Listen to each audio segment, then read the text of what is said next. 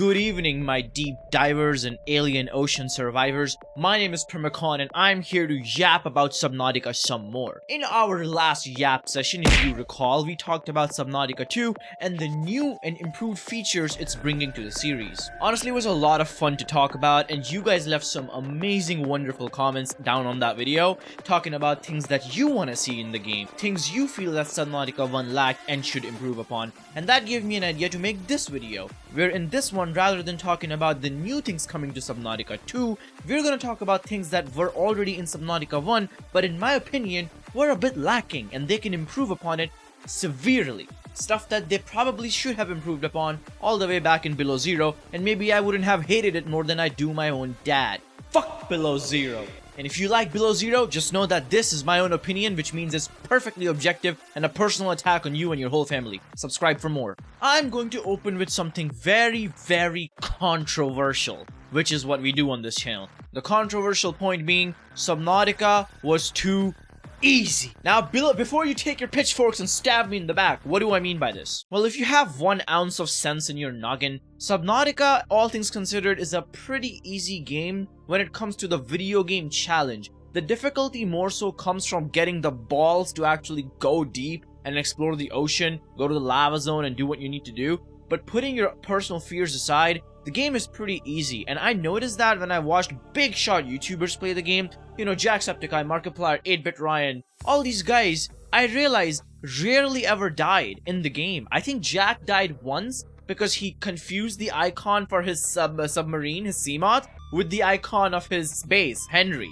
the pod. So instead of going to his Seamoth, he was going to his base and he drowned, and then he realized it, and then he changed the icon color. So it was just human error, not difficulty. And he didn't die a single time after that in the whole series. Maybe he died once after that, I don't know, but my point stands. Of course, Subnautica does have quote-unquote a hard mode, and we'll get to that, but my point isn't necessarily that they should kind of change the main appeal of the base game. I think after 2 whole Subnautica games, it's pretty set in stone what their core audience wants, and mingling too much with the difficulty that comes from the gameplay might turn more people away than it might help some new players attract the game. Because I do believe a lot of people, myself included, enjoy the game for what it is without constantly dying over and over again and losing a lot of progress. The difficulty is there that there's always a threat of death, but just far enough away that you never actually die. It's very rare for you to do that, and I don't think they should fuck with that. So what should they improve upon? Well, the hardcore mode. Playing Subnautica in the hardcore difficulty is pretty lackluster because all it does, in my knowledge, is add permadeath. So if you die, you die. There's no respawns and you get fucked. While permadeath is cool and all in video games like Minecraft hardcore mode or whatever, or Hollow Knight Steel Soul, I feel like it's a pretty arbitrary way to add difficulty to the game. So much so that, in fact, like I mentioned Hollow Knight with Steel Soul, if you don't know, Steel Soul is a game mode you unlock in Hollow Knight once you beat the game, which is basically just a permadeath mode of Hollow Knight with very minor changes. And now with Hollow Knight Silksong, one thing Team Cherry is improving upon is their Steel Soul New Game Plus mode by making it more nuanced in terms of difficulty than just a permadeath.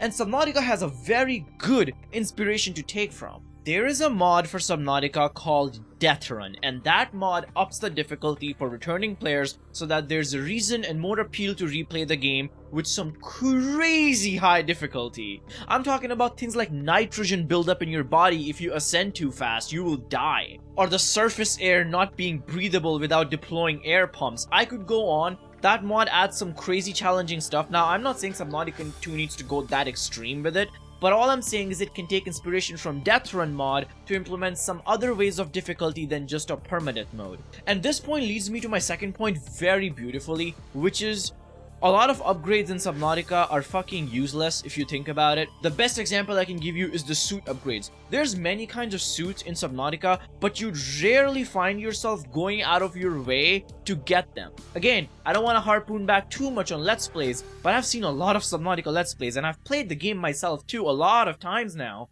And I have never really felt the need that, oh, if only I had that one fucking piece of equipment, life would be sorted. One specific suit. Or maybe if I had that one specific upgrade for my prawn suit. I feel like the discrepancy between them is really high. For example, things like depth modules are more or less essential to progress the game. Things like grappling arm for your prawn suit and the drill arm for your prawn suit are essential. Without it, that suit is pretty much useless. But then you have things like torpedo arms, which might as well not even exist. I still don't understand who the fuck uses a torpedo arm for their prawn suit or torpedoes in their CMOD. What's the point? And if that happens to be the case in Subnautica 2, one good way to tackle that problem is to add the hard mode that I talked about before. A mode that encourages you to get those upgrades that would feel lackluster in the first game and very inessential. Now all of a sudden, they are literally you get them or you die kind of thing. A lot of video games do that to make it more appeal to use consumable items. For example, in Witcher 3, you'd never need to do anything other than consume health potions, but if you up the difficulty, you'll find yourself consuming all kinds of buffs to make yourself strong against certain type of enemies. I feel like difficulty options can really help in that, and Subnautica is ripe for taking advantage of that kind of mechanic. My next point is very niche, and I haven't really heard a lot of people mention it and talk about it, but it is something that I've researched extensively for the last few weeks. Have you ever noticed that monsters in Subnautica, different kind of leviathans and creatures, look smaller than they actually are? If you see a size comparison of the Reaper Leviathan with the player character, you're literally the size of that thing's mouth. But in game, it looks much smaller than it actually is. There's a lot of misinformation regarding this issue actually. Most people think it's because of the weird FOV, the field of view, but that's not actually the case. You can go and lower your field of view all the way to the minimum amount, but it still will not fix the sizing problem. Like seriously, your Reaper Leviathan is supposed to be a little bit bigger than the Cyclops, but it does not feel like it at all.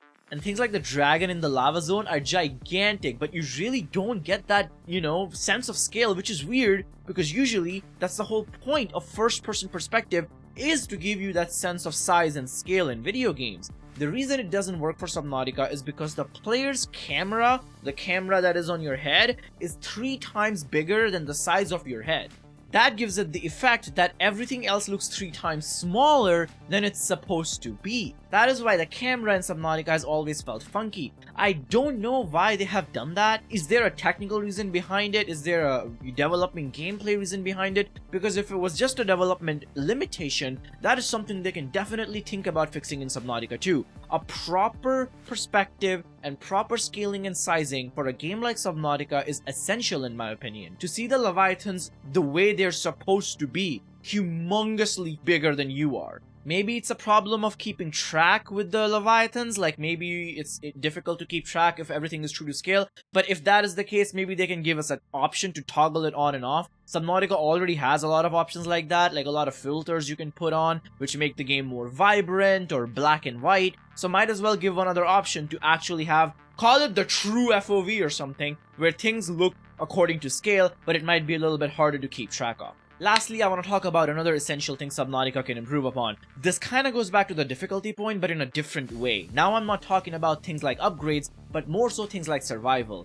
As soon as you get one farm going in Subnautica, it is literally over. You never ever have to worry about foods anymore. You don't even have to worry about planting different kind of plants. All you need are those sweet potatoes and you're good to go. I realized that the first time I watched Jack play the game. I was like, this man is bringing out the Irish in him and all he's doing is munching potatoes for the entire playthrough. The man doesn't even give a shit anymore because potatoes give you a lot of food and water and you can just farm them for days, grow many out of one and just keep consuming them, put that farm in your Cyclops and you're good to go. Point being, after mid-game, food and water might as not well exist anymore. It's not a survival game at all. And I know some of you might counter that point with that being, oh, Primacon, that's the whole point, right? You're supposed to start off really weak and frail and you're worrying about food and water in the early game, and then, you progress and you become stronger and you don't need to give a shit about that.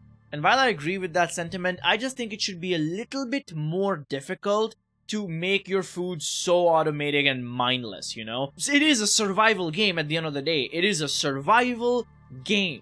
So, survival elements are important. If you're going into Subnautica and getting annoyed at the fact that you have to survive, maintain your food and water, then why are you playing a survival game? In fact, you can play the game with turning the food and hunger off. Subnautica 1 gives you that option, so I think that point is kind of meek. So at the end of the day, I do think that the game will benefit from making it more difficult to obtain items like farms that make it pretty much mindless to get all the food you want in the world, adding the survivability back into Subnautica. I am sure there are a lot of more points that you people have in mind. Maybe things you disagree with what I'm saying. Maybe you think that my points are fucking stupid. All in all, let me know in the comments below. Last time, reading comments on my Subnautica video was a joy. I have honestly never responded to so many comments in my videos before like I did in the last Subnautica video, because so many people had so many good points and so many people are so passionate about this game, and I'm all here for it. So let me know what you think should improve from Subnautica carrying over in the next game. Things that already existed before and now they can do even better. Thank you so much for watching. Subscribe to the channel if you enjoyed the video, and I'll see you guys soon with a new one. Primacon signing out.